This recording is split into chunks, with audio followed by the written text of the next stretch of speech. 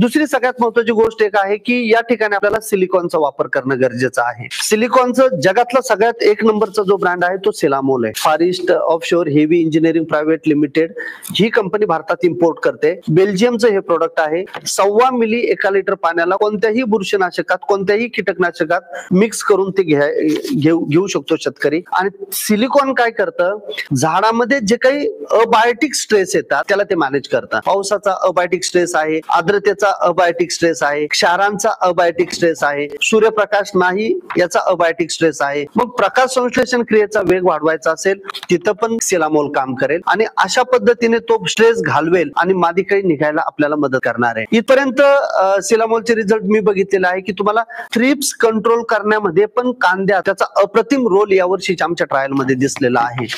त्याच्यामुळे ती एक चांगली प्रॅक्टिस असेल की 2 स्प्रे आपले याच्यामध्ये गेले पाहिजे सिलामोलचे।